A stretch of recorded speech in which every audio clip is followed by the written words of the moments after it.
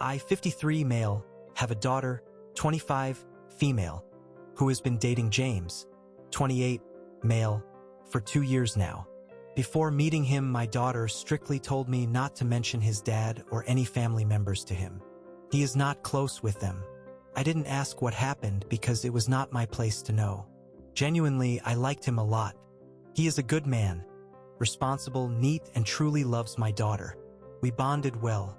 I only met him a handful of times. This happened a few days ago. My daughter came to visit me along with James. I was fixing my car. James looked curious and asked what I was doing. I showed my car and said that I am fixing it. We go into talking and he told me he doesn't know how to fix his car. He just pays someone else to do it. I was shocked. I told him I can teach him. He doesn't need to waste his money on fixing basic things. I did teach him all the things. He was a fast learner. After he was done, I patted on his back and said, "Well done, my son." The expression on his face changed. He was happy in 1 second and then his face changed. He broke down crying on the floor. I tried my best to calm him down, but he was wailing. By the time my daughter came, he was in a fetal position. I was confused. My daughter took him inside. He spent the night. My daughter just took his dinner in her room. She came downstairs and asked what happened. I gave her the details of it. She was angry. She was almost screaming and asked why the hell did I say, "Well done, son." She specifically told me not to mention anything about his family. I didn't.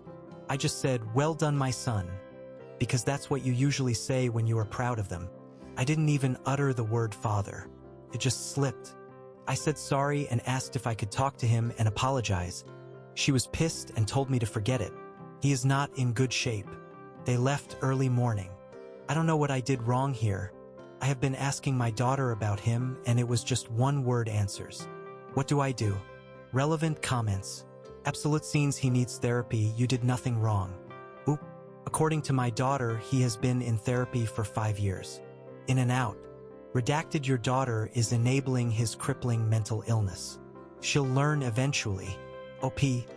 I don't think she is enabling. She cares for him a lot. She is going to nursing school like her mother to become a nurse, so that's why she might be freaking out. Update. I wanted to post an update on my previous post, but the mods removed my post for God knows why. But then again, the update is very long. Yesterday, when I made this post, my daughter called and asked if I can come to her place. I said of course. When I went inside, the first thing my daughter did was hug me and said she was sorry for yelling and berating me. She was wrong. She should have handled it like a mature adult. I told her it is fine. I understand why she panicked.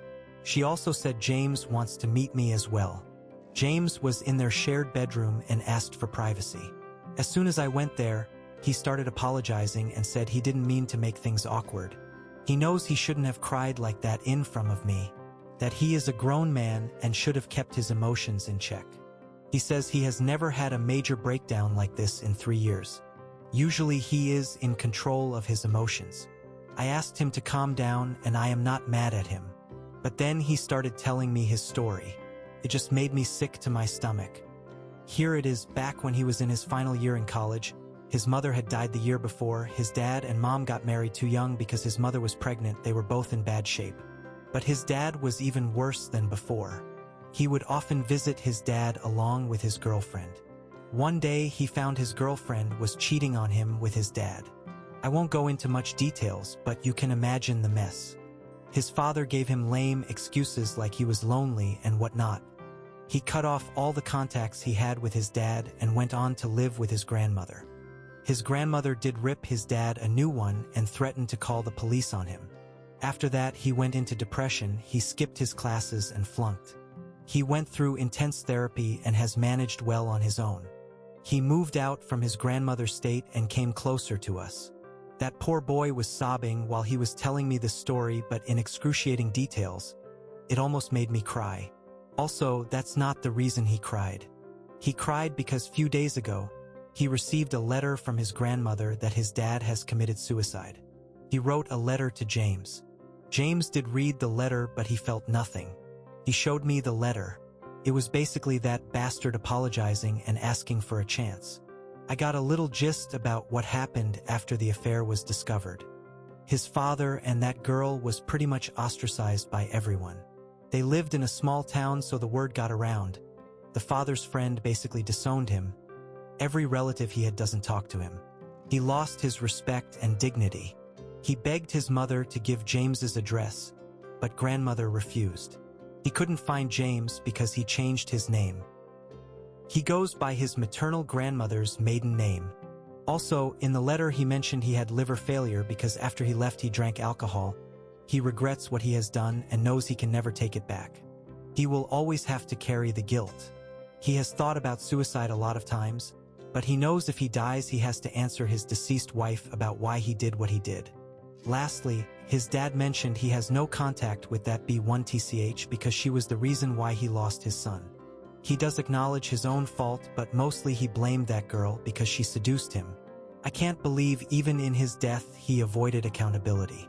James said he wasn't bothered by his death until that day, when I called him son. If it was some other time, he wouldn't have reacted the way he did. It was just the timing. He cried because he knew he lost his father forever.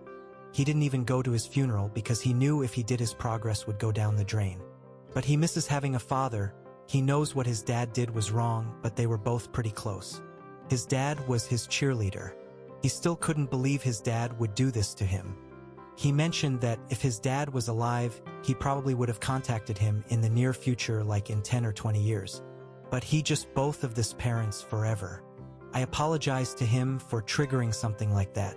I also told him he is a wonderful man and any man would be proud to have a son like him. It's such a shame his dad threw it all away because he can't control his dick. Sorry. I know this is a dead person, but I have no respect for him. What he did was his and only his fault. And I am proud of him. He has managed very well for himself. He reassured me that even though he has trauma, he never hurt my daughter and really loves her. He said that he has been thinking about asking her hand from me. Now, I would have said yes, but I put some conditions that he needs to get a psyche evaluation and go to therapy. I know he is a good person, but now he is not in a good headspace. He should take my daughter to couples counseling with him. He accepted them without hesitation. As for my daughter, I did ask her why she kept this huge thing away from me. She said she didn't want me to judge him, that she knows what he went through and it really hurts her to see him being triggered. She did mention she heard him cry in the bathroom when they first moved in.